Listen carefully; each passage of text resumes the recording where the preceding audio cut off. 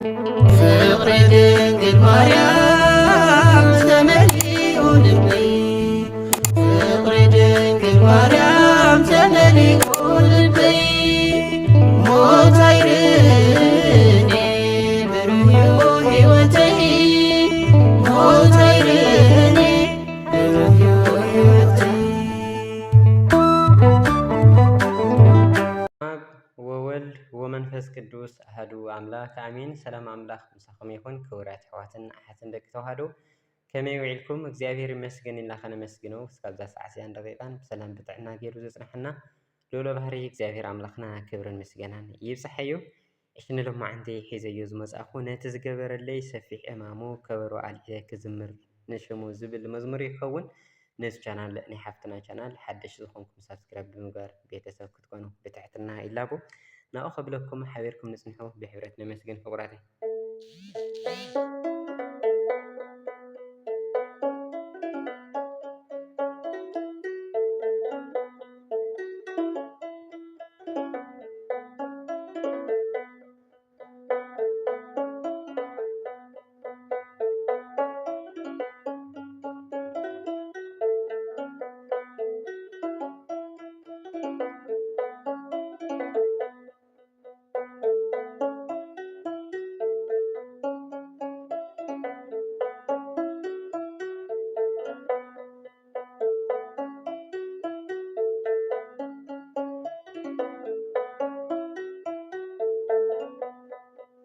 ነቲ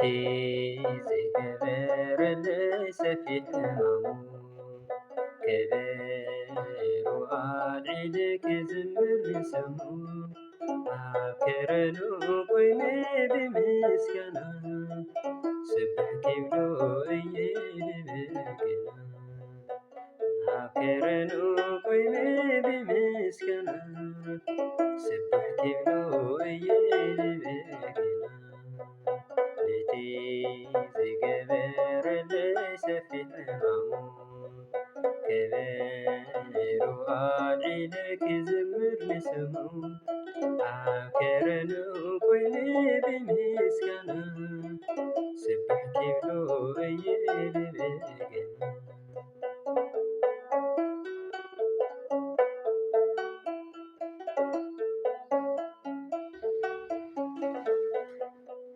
ብዘይትምን ዋጋ ፍቅሩ ዲጉኒ በቲ ዝኸበረ ደሙ ዓዲጉኒ ከም ሰብ ዘይልወጥ ብግዜ ዘይኮነ እሙን ጓሳይ ፈቃር አልቦ ነቲ ዝገበረለይ ሰፊሕ ሕማሙ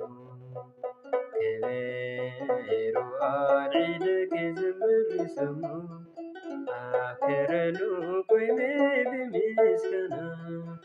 ስብሕ ክብሎ እየ ልበገና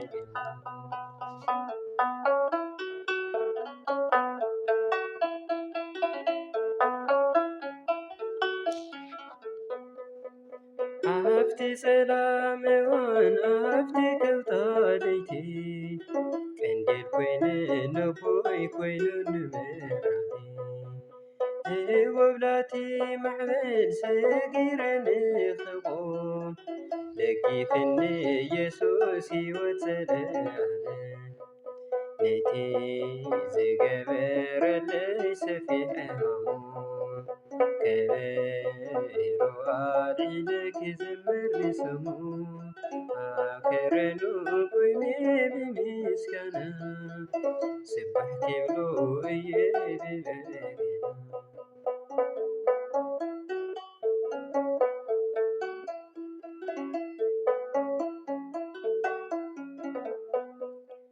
ሓዘን ትወረኒ ዝሕዝሕ እንትነብር ንስብራት ልበይ ጸጊኑ ዘበርት ብዘይኩ ኣምላኽ መናይሩኒ ንዓይ ቀቅድመይ መሪሑ ቀኒዑ ሕይወተይ ነቲ ዝገበረለይ ሰፊሕ ሕማሙ ከበሮ ኣልዒለ ክዝምር ንስሙ ኣክረኑ ኮይኑ ብምስጋና ስቡሕ ክብሎ እዩ ብበገና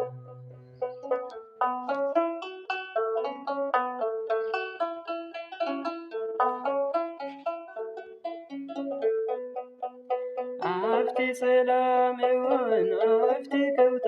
ልይቲ ቀንዴል ኮይኑ ነቦይ ኮይኑ ንመብራህቲ እውላቲ ማዕበል ሰጊረኒ ክቡኡ ደጊፉኒ ኢየሱስ ሕይወት ዘለኣለ ነቲ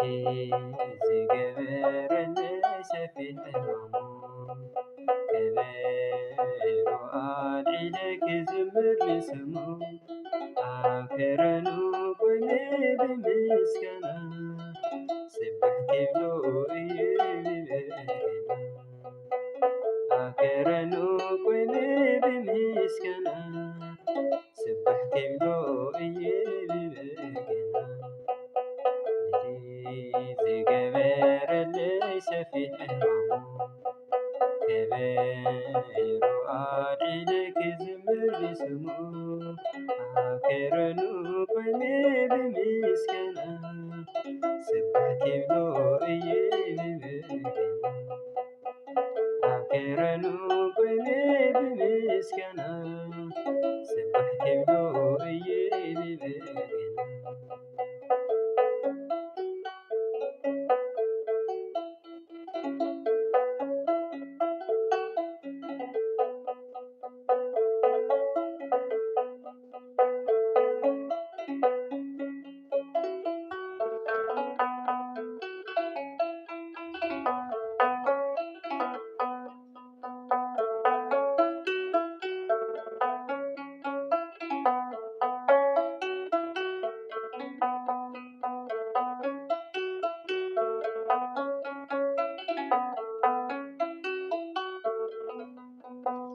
አሜን። ስለ መዝሙሩ ባዕል ቤት ዝኾነ ልዑል እግዚአብሔር አምላክና ክብርን ምስጋናን ይብጻሕ እዩ። ወስብሐት ለእግዚአብሔር። ፍቅሪ ድንግል ማርያም ተመሊኡ ልበይ ፍቅሪ ድንግል ማርያም ተመሊኡ ልበይ ሞታ